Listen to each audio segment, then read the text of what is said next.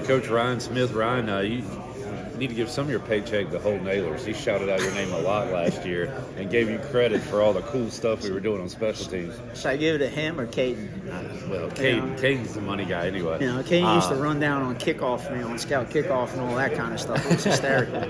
But man, they put your name out there, and for good reason. A lot of fun stuff. We'll talk about the boring kicking and punting, but how about the fakes? That's what people want to know about. Like what goes on in the mind when you're cooking those up? Well, it starts up top. We got a head coach who's invested in special teams, so that makes my job funner, and it makes those things possible.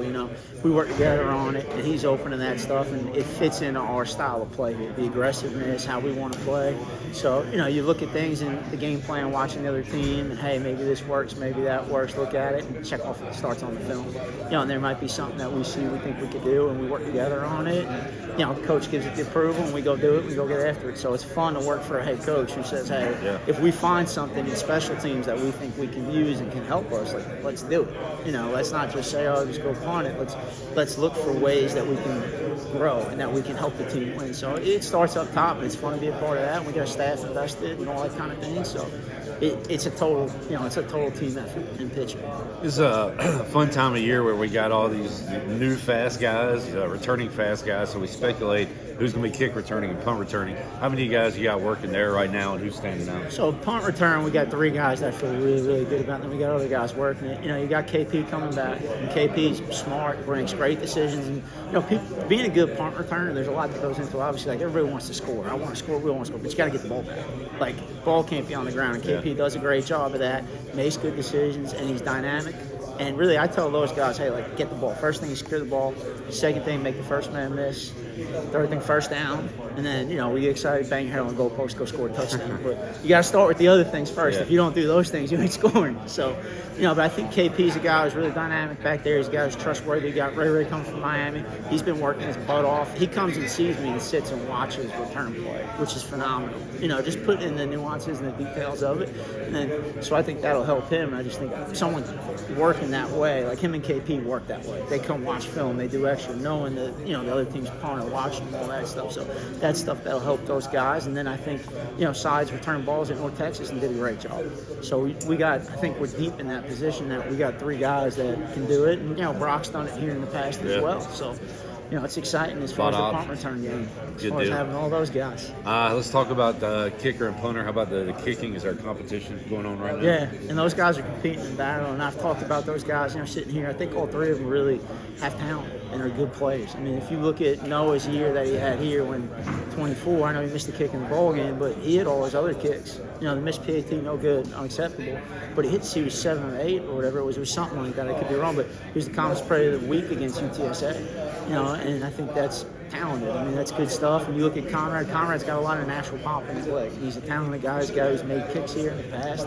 He's a guy who's been here, who's been in the program. And, last year those guys could have walked out of here when we brought in a transfer, and they stayed. And they stayed the course and competed, and they were great teammates to each other. And it wasn't like, this guy won the job fighting with each other. They did a great job with that. So, I think that's impressive in that sense. And, it's a credit. Conrad's healthy right now, which is good. Obviously, he's dealt with some injuries in the past and those things, but it's credit Coach Baggett. It's credit to, Shane, Rachel Alley, Shiv, and athletic training department. So he's hitting the ball well and doing a good job. And Everett, I love Everett. Everett's tough. He's young, young guy. He's been a kickoff guy here in the past, but Everett does whatever the team needs. Like today, he was doing a drill where he was on punt. I mean, there ain't no kickers in the country lining up on punt. And Everett's doing it, taking his own footwork, and Noah's next to him doing it. So those guys are being great teammates, and they're competing. So it's fun. It's fun to be a part of, and they're good players. They're doing a good job, and they're doing what they're supposed to do, working and being good teammates and enjoying it. So it's fun to be a part of that. What's the punting situation right now? Punting's competitive, and they're both 2 talented guys. I think Tommy's taking some really positive steps. People forget about Tommy. I joke with him, I call him a foreign exchange student because he's from Australia, but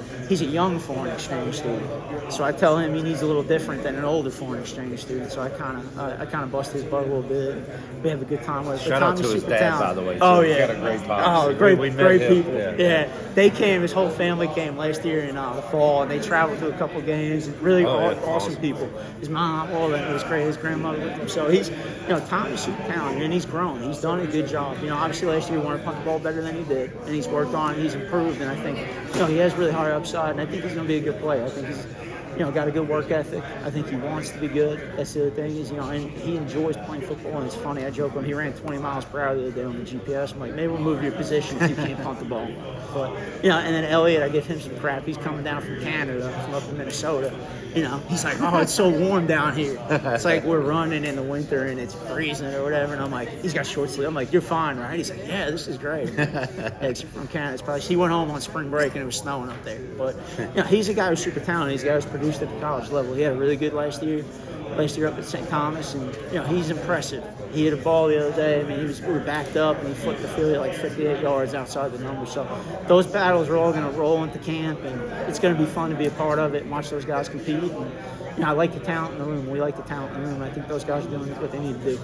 I don't know if it's a trend, but Harbaugh's and Joe Judge, we've seen some special teams coaches become head coaches. How about for you? What is your long-term goal as a football coach? Yeah, I mean, that's something I'd like to do one day, is be a head coach, and that's something that I would really enjoy to do, and that's something that I'd work towards. But, right now I got to do a great job here. If you don't do a great job here, then you don't, and I also, a lot of guys, I think, I don't want to sound like an old man, but a lot of people, like, when they coach, I want to do this, I want to do that, I want to go there. And, it's okay to have those goals, but, I love being here. Yeah. Like, this is the place I went to school at. This place that means a lot to me.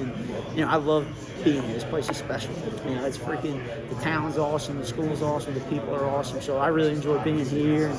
And, that's something down the line that obviously I would love to do. And, but let's have great East Carolina special teams play right now. That's the thing. Yeah. Do you take it upon yourself? With Coach Julian Soto said they love it here in Greenville. Do you kind of talk to them and show them around or educate them on East Carolina? And stuff I'll tell them on some of my favorite places to go eat at. Yeah. We always, when they move, I always tell them, you guys are going to love living here. And people do. I mean, even the people who've left here in the past, they always say, we love living here. A lot of them come back. They come back. And, a lot of the guys on the old staff that I've kept in touch with, things like that, we all love Greenville. I think that the town, the community, the people, the school, it's a special place. You go in that stadium, and people really care about this, and it's awesome to be a part of it. Coach, thanks, man. Good Appreciate luck to you. All right? Thank you.